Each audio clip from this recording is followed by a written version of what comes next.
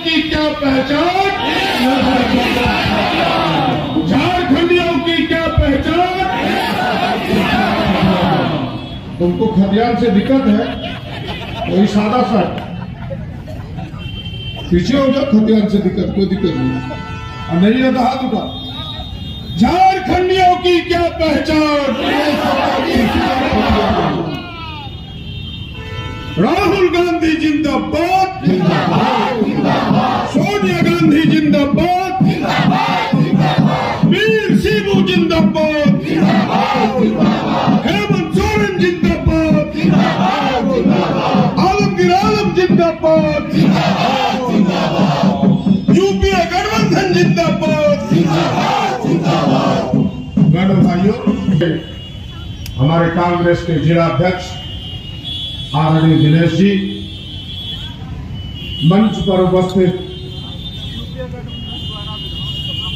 हमारे बड़े भाई गोड्डा के जोरदार नेता आदरणीय शाह साहब, झारखंड मुक्ति मोर्चा के वरिष्ठ नेता, भाइयों, तमाम छात्र छात्राओं, मीडिया के साथियों है, समर्थन भी दिया है। ए मनु भाई बैठो, कहने के लिए आया हूं कि आप सबों ने भगवान बिरसा के उस नारे को सुना होगा, वीर सिद्धू काले के उस नारे को सुना होगा, जो उनका सपना था, आबुआ दिसम आबुआ राज, आबुआ दिसम आबुआ राज। और लंबे संघर्ष से लड़ाई चली। आजादी उसका पहला कदम था, देश का आजादी।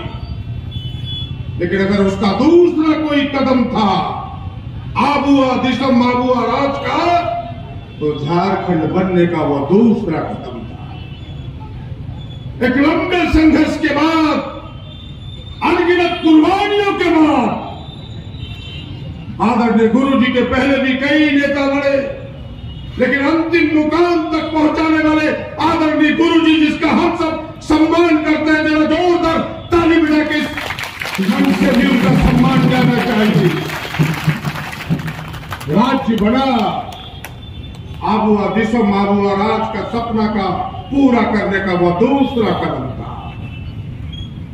सरकारें बनी, मैं भी सरकार में मंत्री था 2000 में, लेकिन अनुभव नहीं होता था कि यह राज अपना है, क्योंकि घोड़े के लगाम दिल्ली के हाथ में था, भारतीय जनता पार्टी के हाथ में था। झारखंड को उन्हें कोई दर्द नहीं था। हम अपने जोर से, अपनी ताकत से भले गोड्डा के लिए कुछ काम कर दिए, झारखंडियों के लिए जो होना था वो कोई नहीं कर पाया, क्योंकि वह जो सरकार थी उन्हें झारखंडियों का दर्द नहीं था, खतियानी का दर्द नहीं था, नौजवानों का दर्द नहीं था। यह दर्द का अनुभव तो तब हुआ जब हेमंत जी के नेतृत्व में गठबंधन की सरकार बनी। इस दर्द का और ये केवल भाषणों से नहीं, उनके कामों से झलकता है, उनके निर्णयों से झलकता है। एक निर्णय, कोरोना काल को आप जरा गौर करें, लॉकडाउन लगा दिया मोदी जी ने, बिना कहे सुने, बिना चेतावनी दिए। झारखंड के मजदूर मुंबई में तड़पने लगा, चिल्लाने लगा, मद्रास में चिल्लाने लगा, कलकत्ता कानपुर में चिल्लाने लगा, बचाओ बचाओ बचाओ। कोई सुनने वाला नहीं था। पूरे देश के मजदूर तड़पने लगा। वो कहानी आज भी सुनता हूं, रोंगटे खड़े हो जाते हैं याद करके कि एक कानपुर से एक महिला बिहार की चलती है, 8 वर्ष के बच्चे को लेकर के गर्भवती है। मां अपने 8 वर्ष के बच्चे से कहती है कि बेटा, मैं दूसरे बेटे को जन्म देने वाला हूं, मैं झाड़ी के ओठ पे जा रहा हूं। ये दर्द था उस मां का, उस मजदूर का। किसी ने नहीं सुना। अगर किसी ने सुना झारखंडियों को, मजदूरों के दर्द को, इस गठबंधन की सरकार आदरणीय हेमंत जी ने सुना, यह निर्णय पहला था। हम मजदूरों को घर तक पहुंचाएंगे, केवल बस और ट्रेन से नहीं, जरूरत पड़ी तो उसे हवाई जहाज से घर पर पहुंचाएंगे। मेरे भाइयों, ये निर्णय बताता है कि झारखंड का दर्द किसी के दिल में है, इस गठबंधन के सरकार के मुखिया के दिल में है। ये पहला निर्णय था, पहली झलक थी। दूसरा निर्णय अभी विस्तार से बताया है भाई राजेश जी ने। बूढ़े बूढ़ियों को पेंशन, हमारे आगे हाथ पसारता था बूढ़ा बूढ़ी झारखंड का कि बेटा जाबो तो कहां जाबो, बेटा तो धकेली नहीं जो घरों में, पुतहू तो भगा दे जो घरों से, कोई सहारा नहीं था उस बुढ़ापे की लाठी को इसके हाथ में देने वाला नहीं था। इस कांग्रेस चेयरमैन की गठबंधन की सरकार, वामपंथियों की गठबंधन की सरकार, आरजेडी की गठबंधन की सरकार, जिसके मुख्य आदरणीय हेमंत जी है, पूरे देश का ये पहला राज्य बना जो कहा कि 60 वर्ष से ऊपर कोई भी हो सबको पेंशन मिलेगा। ये क्या कर रहे हैं? ये तो यही एहसास कराता है उन गरीबों के बारे में जिनके खून में दर्द दौड़ता है, वही इस निर्णय को ले सकता है। कोई मजाक नहीं है। 10 लाख लोगों को इसका लाभ मिल रहा है। और एक नहीं अनेकों ऐसा निर्णय है जिन निर्णयों को कहूंगा तो लंबे समय लगेंगे। पुलिस की बहालियां होती थी, 100 में से 90 लोग बाहर के आते थे पुलिस की बहाली में, क्योंकि पहले कहता था कि पहले परीक्षा होगा तब दौड़ होगा। देश के किसी कोने में यह बात नहीं है। ये बिहार के लोग, बाहर के लोग इस प्रकार से एक नीति बना दिए थे। हम सब लड़ते थे इस नीति के विरोध में। यह सरकार बनी क्या कि पहले झारखंडियों के बेटा बेटी का हो, और इस निर्णय को बदला। केवल मैं उदाहरण पेश कर रहा हूं आपके सामने।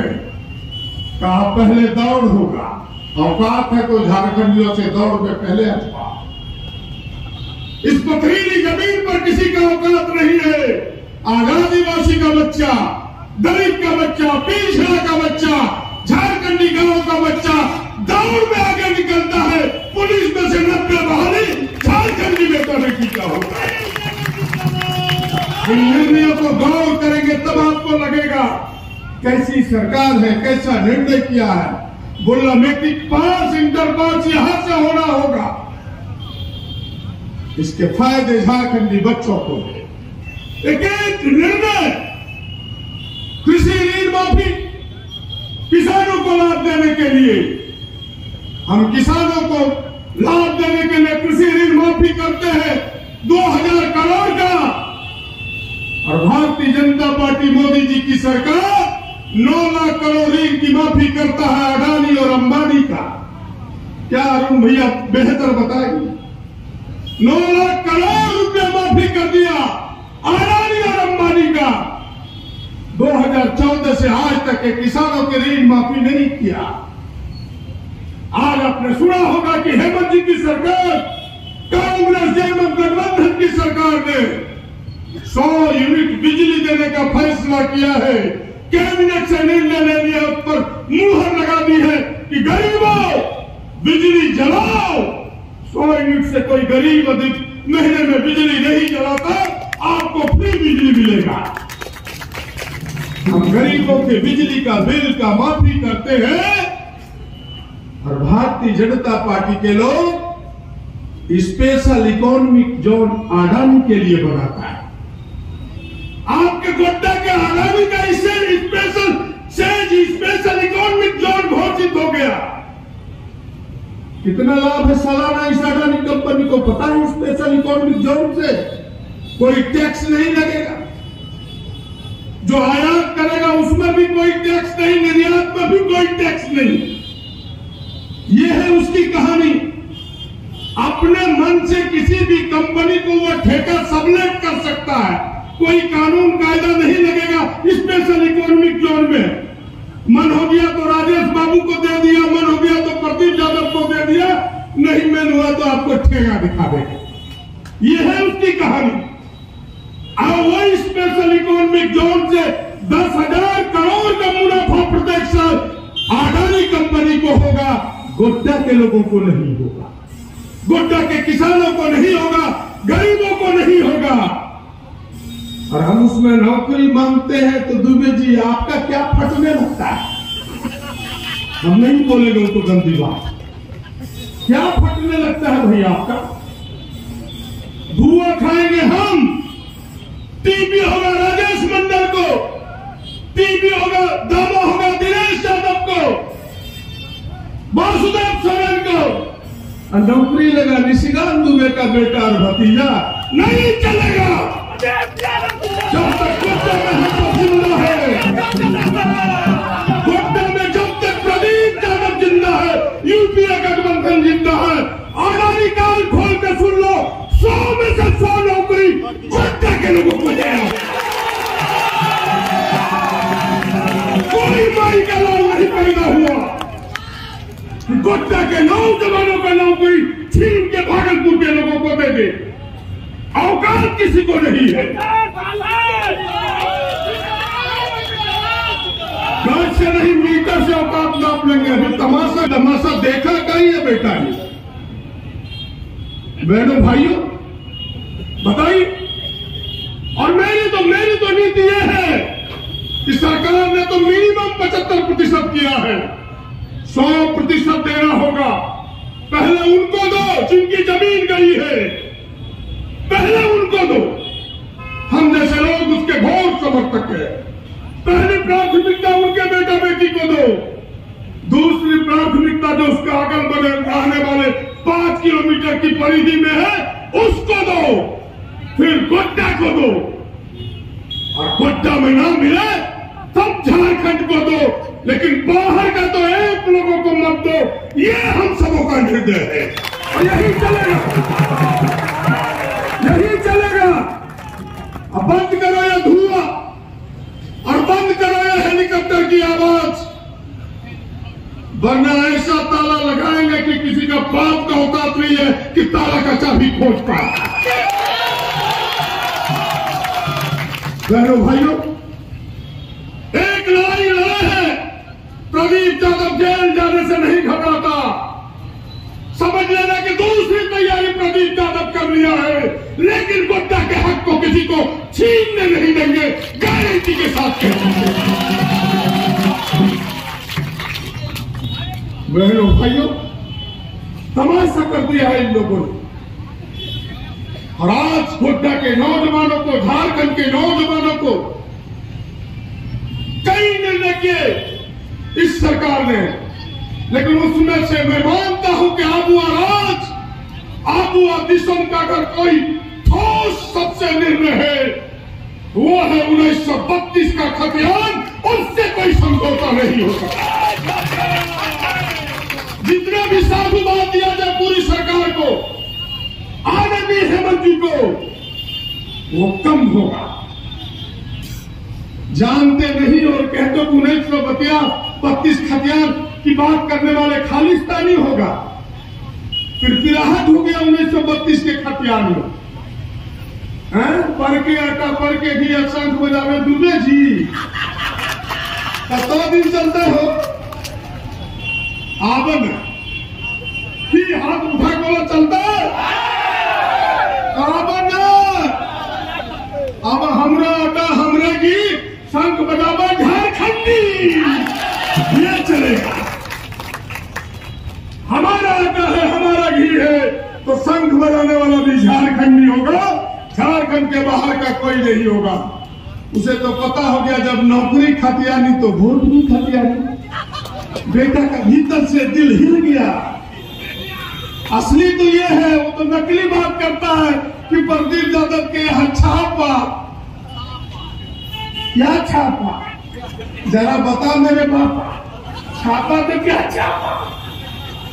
उलूल जुलूल खाली बता और कुछ नहीं छापा।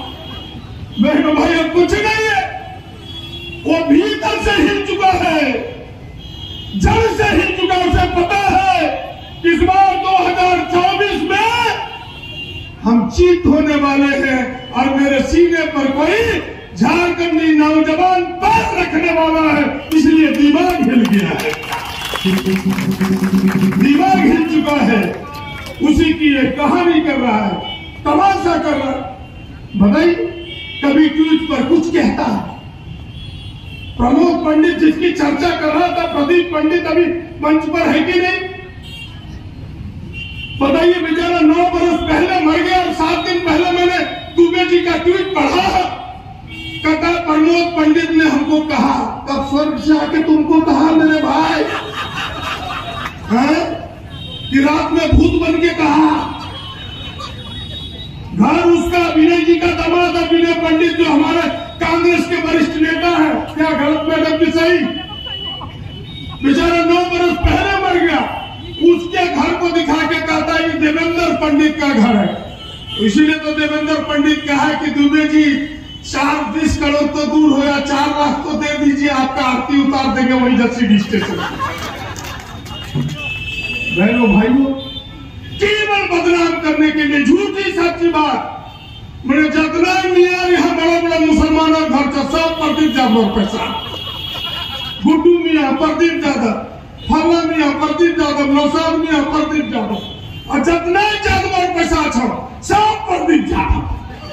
हाँ, प्रदीप यादव है घर घर में, प्रदीप यादव हर दिल में है, हर घर में है, और साथ हम उस घर से निकाल के निकाल दिया। हर घर में है, हर पिछड़ों के दिलों में है, गोड्डा के अगलों के दिलों में है, जन जन के दिलों में है। औकात है उस दिल से उस नक्शे को निकालो। केवल आते हो, फीता काट के जाते हो, नारियल फोड़ के जाते हो और बस लोगों को चकमा देते हो। कहां ट्रेन नहीं चलती है? बोलो, दुमका में ट्रेन चला, कोई उद्घाटन करने वाला नहीं। अब बोला यहां से टर्मिनल से बस चलेगा, हमारा में फीता काटे। अरुण भैया यह काम बची में कि चलो फीता काटी दिए। और ये किस लिए है, इसको समझो। ये इसलिए है कि अब अडानी का कोयला ट्रेन से आने वाला है, तो पहले जो सीन होता है वो बदल दिया, ताकि लगे कि यह जो लाइन बना है जनता को कोयला ढोने के लिए नहीं बना। सब ट्रेनें बंद होने वाली है, चुनाव तो आने तो देख लेना। कहानी यही है, गोड्डा के लोगों को धोखा देने के लिए सारी चीजें। और गाली देते हो हेमंत सोरेन को, गुरुजी को, शर्म नहीं आती? जो जनता के दिलों में बसे हुए औकात है, इस चुनाव में पता चलेगा कि हेमंत और गुरुजी की क्या औकात है, तब तुम्हें पता चलेगा। आने तो समय वक्त बताएगा। और आपने सुना होगा अगर हेमंत जी के भाषण को कि हम एक काम झारखंड के नौजवानों के लिए, नवयुवतियों के लिए करेंगे, किसानों के लिए करेंगे, गरीबों के लिए करेंगे। 27% का आरक्षण छोटा मोटा काम नहीं है। और मैं एक बात कहने के लिए खड़ा हुआ हूं, 1932 के खतियार वालों, सुनो, ये आदिवासियों को जितना फायदा नहीं देगा, उससे अधिक गैर आदिवासियों को फायदा देगा। गैर आदिवासियों को फायदा देने वाला है। ब्राह्मणों को, राजपूतों को, बनियों को, जादवों को, महतों को, मंडल को, उसको, क्योंकि आदिवासियों का तो पहले से रिजर्वेशन है, कोई बाहर से लोग आने वाला नहीं है। हमारे कुर्सी पर बाहर से लोग खुद कूदता था। 1932 लागू होगा तो हमारी कुर्सी भी रिजर्व होगा। कोई बाहर से प्रदीप यादव के बदले में कालू यादव बिहार से नहीं आ पाएगा। इस बात की गारंटी होगी, हमको फायदा देने वाला है। इसीलिए हेमंत जी ने सबके लिए विचार किया। बहनों भाइयों, मैं आपका अधिक समय लेना नहीं चाहता। अभी अध्यक्ष जी का अध्यक्षी भाषण होगा। एक भाषण काट ही दिया, मैंने कहा था शम्स जी को बुलवाओ, लेकिन शम्स जी को चाहूंगा कि आपके बीच लेट से आए, जरा खड़े हो जाओ। स्वागत एक बार जोरदार कीजिए जिला परिषद के सदस्य, अच्छे लीडर है, पवनहार लीडर है, हमारे दोस्त का लड़का है, बसंत रानी गोड्डा का भविष्य है, आने वाले दिनों में हम सबका नेतृत्व संभालने वाला है। जितनी भी बड़ाई की जाए इस बच्चे का वो कम होगा कि छोटे से उम्र में उस क्षेत्र में जो इन्होंने नेतृत्व करके दिखाया वो काबिल तारीफ है। केवल मुसलमानों के ही दिल में नहीं, हिंदुओं के दिल में उतना ही ये बसते हैं।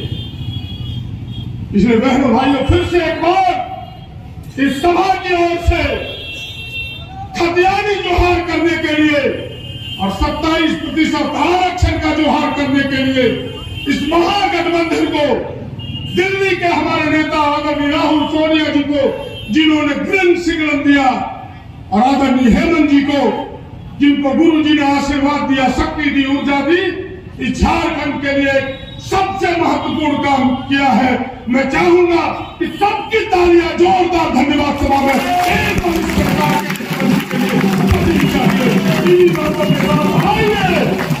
फिर से एक बार नारों के साथ समाप्त करेंगे। हम बोलेंगे हेमंत सोरेन कौन है, आप बोलेंगे खतियानी शेर है, खतियानी शेर है। हेमंत सोरेन कौन है? हेमंत सोरेन कौन है? हेमंत सोरेन कौन है? हेमंत सोरेन कौन है? महागठबंधन जिंदाबाद, राहुल सोनिया जिंदाबाद। केवल 5 मिनट का सबसे समय लूंगा। अध्यक्ष